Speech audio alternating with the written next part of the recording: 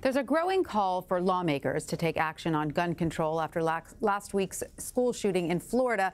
But some say there is a different group that could step up to the plate if Washington doesn't. Reuters Rob Cox recently wrote for Breaking Views that, quote, solving America's exceptional gun violence epidemic is a job where lawmakers in Congress need to show leadership, but financial industry luminaries could make a difference, while also minimizing one risk to their hard-won reputations. And Rob Cox himself joins me now on set. He's the global editor of Breaking Views at Reuters. Rob, thanks so much for being with us.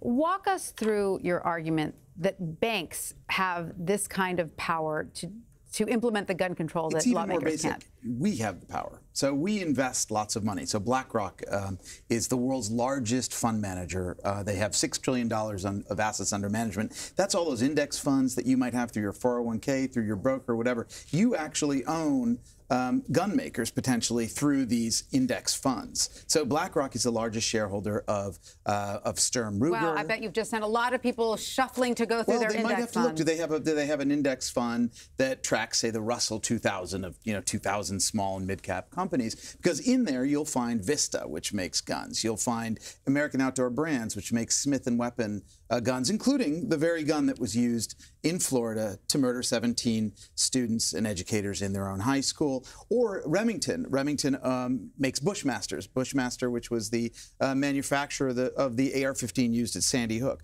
So these are all publicly held, in some cases publicly held companies, or their debt is publicly held. Right. And Remington is in the middle of a bankruptcy. We're going to get to see who the debt converts to equity, and all of a sudden a bunch of shareholders that are going to know about, people like BlackRock. So what would you recommend the average person who has an index fund suddenly looks and says, oh my gosh, I do have stock in one of these companies? What should they do? Well, I mean, the first thing is to figure out what you've got and then ask the question. Call your broker, call BlackRock, call Larry Fink, the CEO, and put you can find their numbers online. They're all out there. And you could just say, look, I'm concerned. I want to make sure that my investments aren't going to support financially companies that make products I don't agree with. And that's what this is. Like, you may lie. I mean, I own a Beretta shotgun. I own a couple of guns. Those are used for hunting and for birds and things.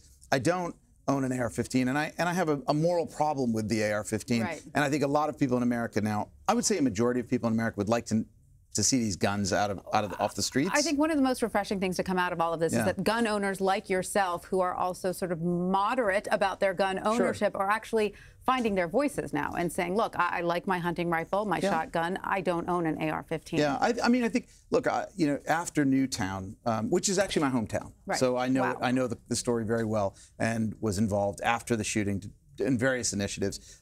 But I think we've seen now since then the lethality of a particular class of consumer firearms is too much for us all to bear. I mean, I think that's really where we've come to now.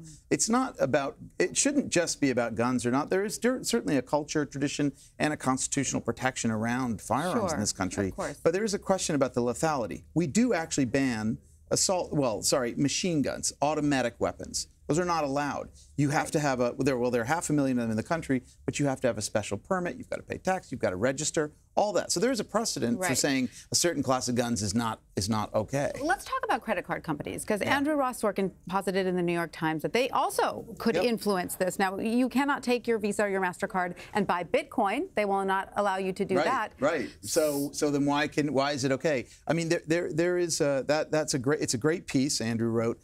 It's a bigger question, right? If you allow payment systems, not just credit cards, but the entire payment system, can you say that a certain class of commercial interests are not allowed? You can't say that certain people can't use credit cards or can't do things, right? That's obviously not right. But some of these payment systems, I think he said Square, some others, have already decided they don't want to actually work with gun dealers. Yes. So there's no reason that Visa or MasterCard can't try the same thing. They'd have to, though, hear from you. They've got to hear from people who say, look, I like using my JP Morgan Sapphire. I like using my American Express card. But if you are going to be using, if I'm going to be helping you guys to support makers of guns that kill children in their schools, then I'm gonna go get an Amex, or I'm gonna go to Discover, or whatever. Well, is someone Apple Pay and PayPal, right. to your point, have announced for a while that they cannot be used. So Apple Pay and PayPal, they're in Square. Those should be, if you really believe strongly that you don't want to financially support weapons of mass destruction in our schools, in our concerts, in our churches, then you as a consumer have an opportunity to make that choice. But let's say that Visa and MasterCard follow the lead of Apple Pay and PayPal. Would they then be open to legal challenges? Potentially. Someone could say, well, gun dealers are a class of citizens that deserve protection. And by the way, the gun industry is the only industry in America that has product liability protections like no other. I mean, you cannot sue them for misuse of their products. You can do that with lawn jarts. A McDonald's that's coffee that's too hot for you. You can sue McDonald's. You can't sue they have a legislative protection called the Protection of Lawful Commerce and Arms Act. So they will do it. And the NRA, they are the smartest. I would take the judgment. They're the best lobbying organization in America at lobbying, right, and doing their job. And so they'll fight it. You could certainly see a legal challenge if suddenly you could only buy guns with cash. Then there'd be a challenge against, well, only the rich and elites can afford to protect themselves from. Right. You could see all of those kinds of things. But this is not about protection. This is about the AR-15, whose primary purpose, it seems, is inflicting lethal damage on human beings. Right. And that is what the people who designed the guns have said. If you go back and look at the M4 and the father of the AR-15, as it were, it was always declared. Absolutely. But we know that financial industries are definitely sensitive to public opinion. And it does feel a little bit like the tide has shifted in the wake of this recent high school shooting. I think personally it's because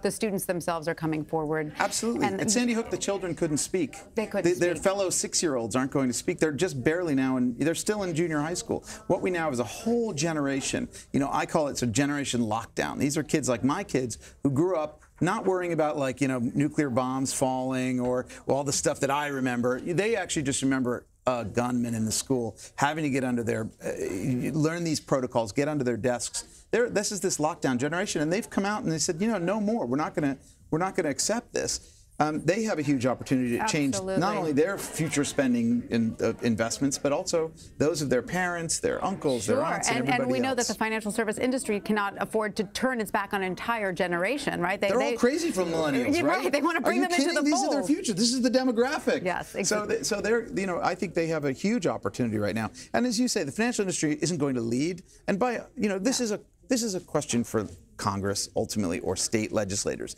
Let's be very clear about that. But they will be the first to turn when they realize that their commercial interests are in any way threatened. And if they are seen as the supporters of these producers of weapons, if this is a reputational risk for them, you can bet that they will change their minds. Absolutely. It's not a popular stance right now to be the one who's helping to sell the guns, right? No, I don't think so. No. All right, Rob Cox, thank you so much for having me. coming to join us.